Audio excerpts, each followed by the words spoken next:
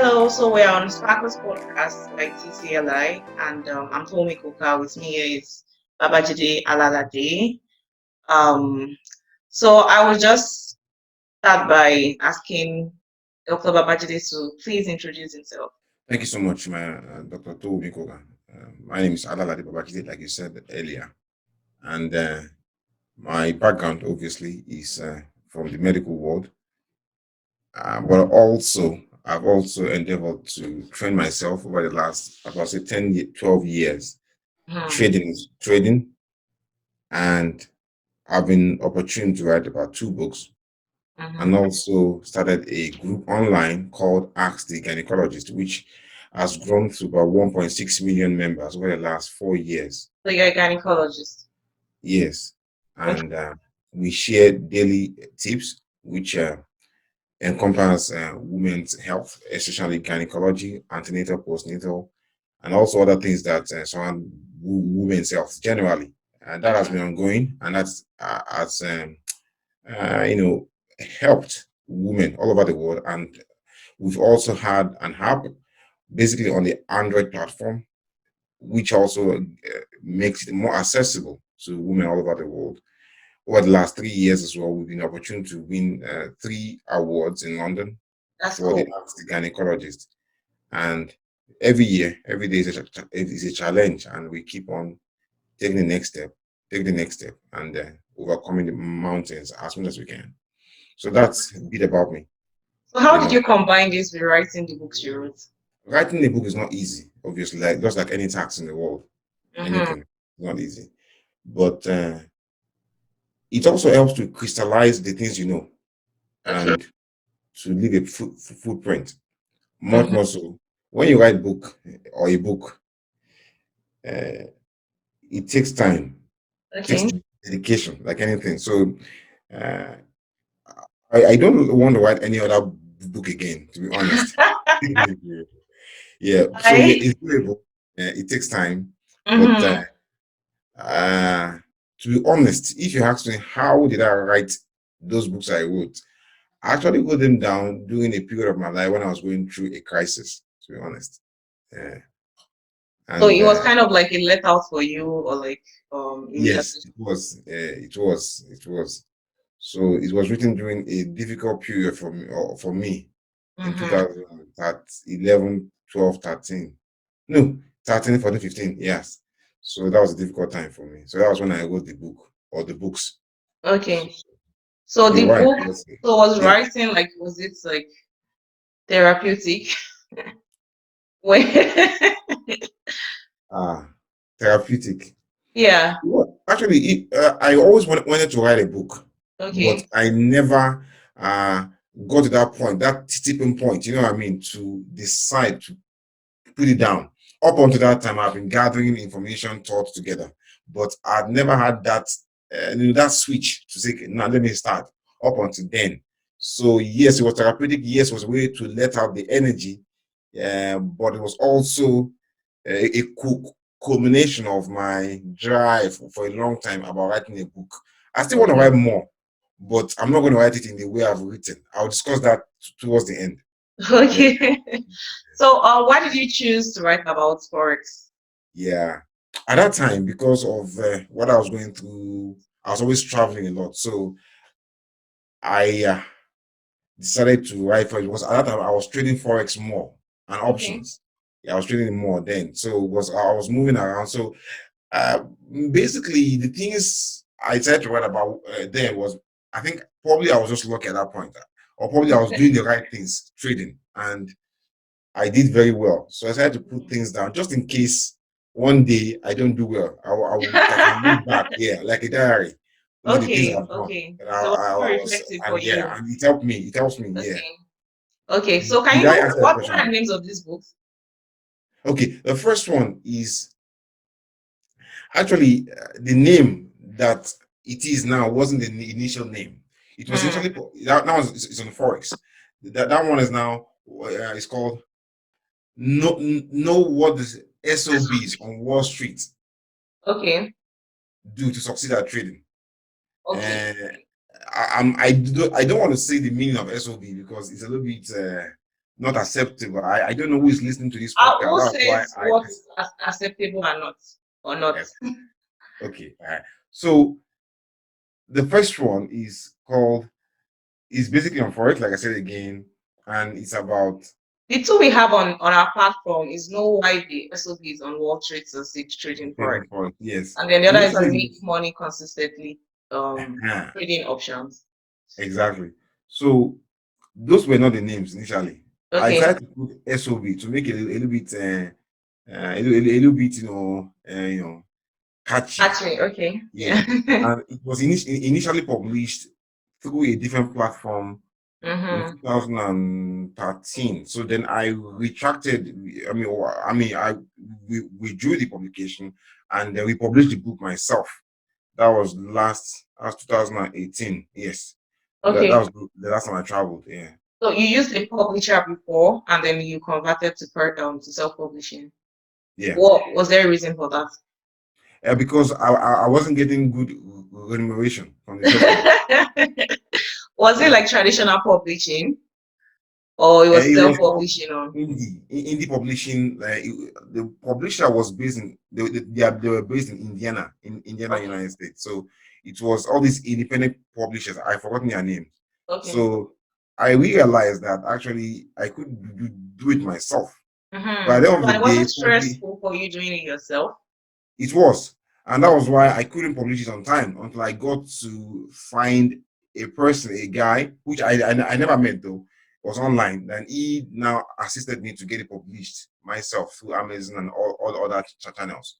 Yes. Okay. So where can people get these books if they want to buy it? It's available on Amazon. Okay, only on Just Amazon? uh, not only on Amazon, they're also it was published on, cross platforms. I don't know all the names of it because there were 10 of Okay. them. They listed for Okay. me, which I ticked everything. But the one I know all the time is Amazon. And that one, and Kindle, obviously. So that's what I have in my head. Amazon, Amazon, Amazon. So the rest, I Can you tell us about these books that you wrote? okay. So the book itself is that first one on Forex, the know why the SOBs on Wall Street succeed trading Forex. It's supposed to be a book one, and there's supposed to be another book coming, a book Okay. two. And I haven't written that one, despite the fact that I already have the materials which I want to use to write that. It's always sitting down here beside me. I've never sat down to put them together. So the first book itself is supposed to be a precursor about forex markets to know Okay. what it is. So, for example, if you are able to get a book, the things you see in the book are one, basically the basics of forex, what forex is itself, how it affects and influences our buying decision, how it Mm-hmm. affects what we do. For example, why the naira is 500 naira to a pound now or so, what a currency pairs, because currencies are always in a pair, pound Okay. dollar, euro dollar, like that. It's always in a pair. It's never one. It's always in Mm-hmm. a pair. One to this to that, this to that. So it's always paired. Why there are pairs? What are the major pairs? The minor pairs? The cross. There are also some that what we call exotic pairs. They're not Okay. common. Like for example, Mm-hmm. you see the naira, lyra. You see those are not common pairs. So these are they call it exotics. How economic indicators affect the movement of currency pairs. Sometimes they move in ways we don't understand because every buyer, seller in the market, fear and greed will determine and influence the currency movement. And sometimes a chart cannot dictate for you. Sometimes it doesn't make sense. So Mm-hmm. all this I explain in that book, including the principles of risks and Okay. and tolerance, how to manage your money. Because at the end of the day, no matter what you know, if you don't know how to manage your money well, risk assessment, you're going to lose anyway, no matter how right you may be. Because sometimes you take a trade based on all the factors you know, and your sentiment is right, the Mm-hmm. market will still go against you. Sometimes you do something, you make a trade based on some reasons which don't make sense, and those trades are wrong, but you still make money from them if the market sentiment is right. So basically, how to know how to read the market sentiment, sometimes to So we trade, see all this in your book. of course, Okay. of course, yeah. Okay. But So like I said why? again, this second book, which is supposed to be This one Continuation. is supposed Okay. to teach you now how to get in the game. So Mm-hmm. the first one is basics. The second one is supposed to be what to do, and how to trade daily and daily. But I've decided to make that into a trading manual, which I'll Mm-hmm. publish later, like a teaching session, maybe in a Okay. good class, maybe in Nigeria, maybe here, Okay. or maybe online in Zoom now, because now we are in the era of COVID where we can't do teaching anymore in classroom. So Era. It's going it's to going to go. be You online. don't think it's Yes. going to go. Yeah. So how So, why did a doctor like decide to forex, okay. or is this just to diversify or No, to invest, or is it like a special passion, or what exactly is it's this? passion. But before I talk about the passion, there's also another book I wrote, Making Money Consistently Trading Options. That's the Yeah. second one. Actually, trading options is actually much, much better and much, much rewarding than Forex. Okay. Okay. Now, I'll go back to your question. How did a doctor like me get into Forex trading? Mm-hmm. First of all, I've always been fascinated by numbers or with not numbers all the time. So I think I should have been an engineer. I think so. Yeah, I think so. And I always wanted to do engineering, but my dad is a doctor. He was a doctor. He's passed away now. He said no. So I said, okay, fine. Since you don't want me to do medicine, I mean engineering, why don't I do biomedical engineering? So that'll be a give and take, a Combination. kind of compromise. But he said no.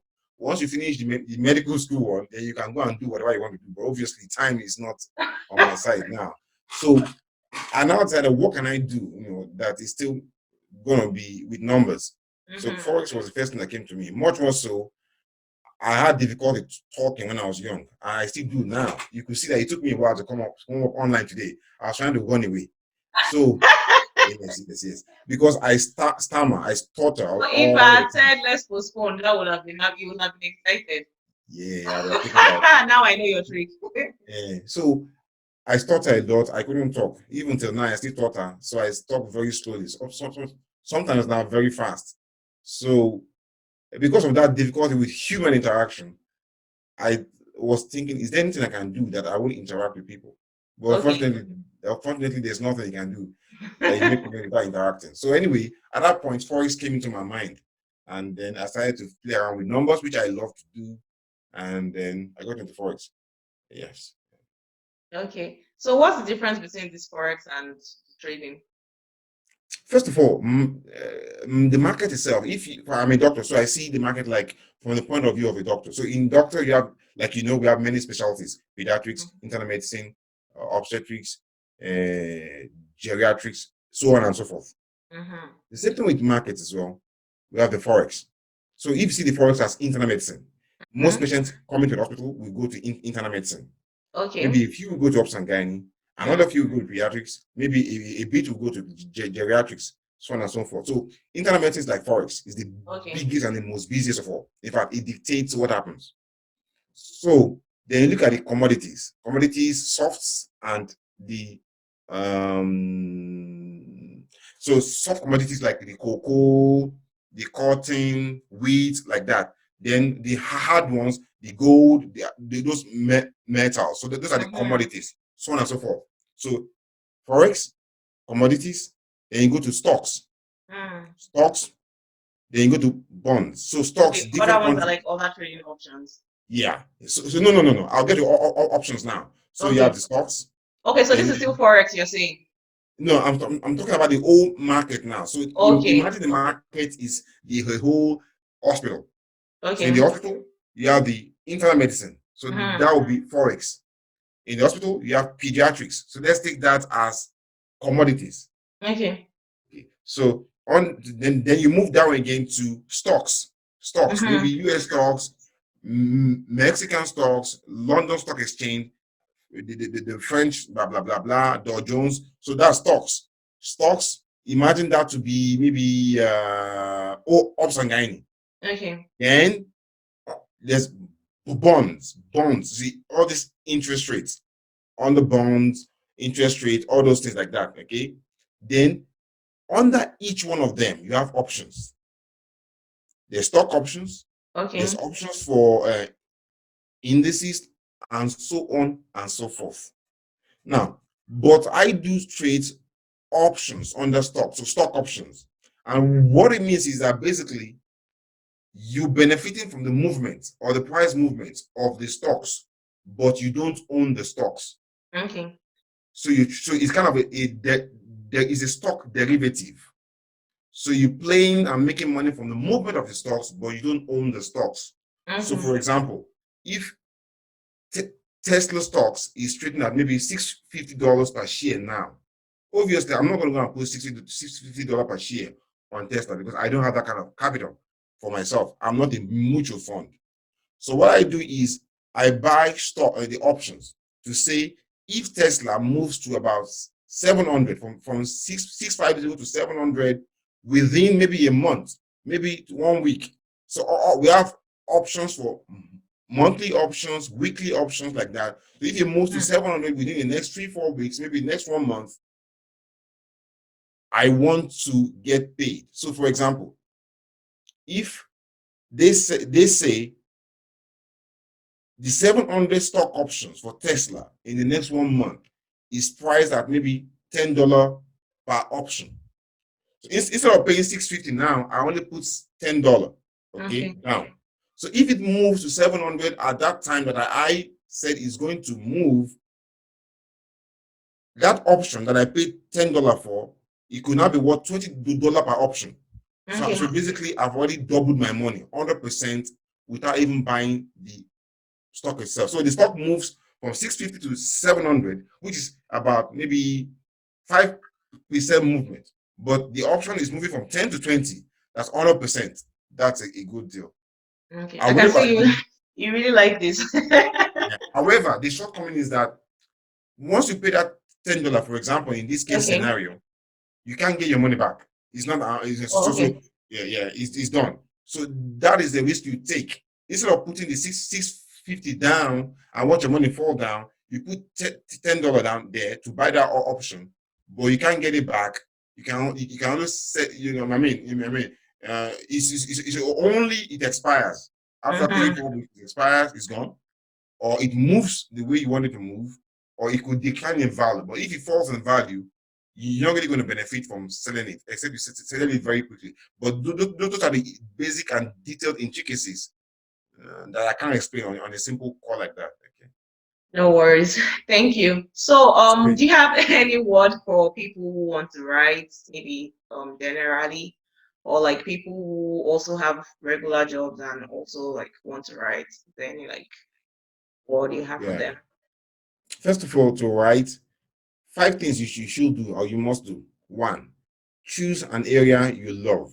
Obviously, Okay. I don't know that there are going to be other things that take your time. So if you don't do what you love, you're wasting your time because people will feel it and people will know that there's no enthusiasm in what you're writing.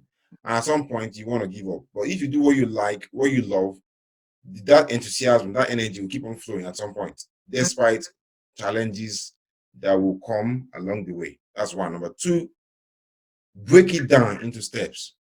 When you want to write a book, obviously 10 chapters, 30 chapters, it looks daunting. But if you break it down, maybe the content, you break it down to chapters, then break it down to different sub-headings in the chapters, it starts to make sense. Like you want to build a house, you get the land first, then you move to get the paperwork, then you move to do the foundation. You have the plan, the blueprint, the foundation, then you know what to buy, what not to buy, and do it step by step. It could take a year for you, maybe it could take 2 years for someone else, but you start. Number three, look for a publisher. Now it's so easy to publish a book anyway. You can do it yourself. If you can get the traditional publishers, fine. If you can't, you can do it independently. If you want advice from me, I can give you advice how to get it published. So, how Number can people four, find you? you can put my email on this podcast, Okay. and I can say that now just in case people Okay. hearing me want to write it down. So it's J for John, I for India, D for Delta, A for Apple, Y for Yankee, P for Papa, H for Hotel at gmail.com. So JIDAYPH at gmail.com. Okay. Give me Thank you. 24 hours to reply because I get hundreds of emails there. So give me 24 hours to reply. I'll reply. and then I can chat to the person via WhatsApp. Mm-hmm. That's one. Number two, so number one was decide. Write on what you like, what you love. Number Then two, break it down to break steps. it down into bits. Mm-hmm. Number three is get a publisher. Number four is now decide how long you want to take to write a book. If you want to write it in 3 months, decide. So when you break it down to, okay, I want to do it in 6 months, then now decide what you should do every day. So every day, if you want to be writing one chapter, which I don't think, maybe a Mm-hmm. page every day, then start. So decide maybe a page or two a day, start. Some days you'll be so busy, you can't type, you can't write it down. Get a paper and jot it down. Then Okay. later on, once you have time, you can now put it down in your computer. So it's always good to write something a day or write it down. Like I'm always on call, busy sometimes. I just write this down. I always have paper with me. I write these things down that I want to do later so that I can put it Okay. down in my jotter, and then so that's number four. Number five, you must know that at some point you're going to change your mind. So yes, if you change your mind, don't feel as if you wasted your time doing the things you've written down before. So you always change your mind. It's natural, be flexible, but still maintain the course. But it's doable. Okay. But last thing is that writing a book is not very, very rewarding cash wise. It's not. Yeah, maybe you get maybe $1 or $2 or maximum, Mm-hmm. maybe $4 maximum per book. Yes, so get That's ready for that. profit. Yeah, so that's why you Okay. must write on what you love. And when you write a book, it must be for a purpose. Maybe you want to do a seminar, you want to do something in the future. So that book will be kind of a leading to what you want to do later. Mm. Okay. So, like, is there any other thing you like to tell us? Maybe that I haven't had. So. Nothing really. No, nothing really. Nothing really. It's just that after writing a book, you may not get good reception initially, but one day, you just keep writing and keep churning out the book. One day you're going to do something, or something will happen, and maybe after that person is gone, your book will be in demand, and everybody wants to work on it. It's not from experience because you're still alive technically. Yeah. Yes, one day a lot of people will ask for that particular book because knowledge is never ending. It always keeps Hmm. evolving. So at some point, so somebody will want to tap into what you've written down before, maybe in this time or in the time thereafter. I don't know. Okay. All right. So that brings us to the end of this podcast. Thank you.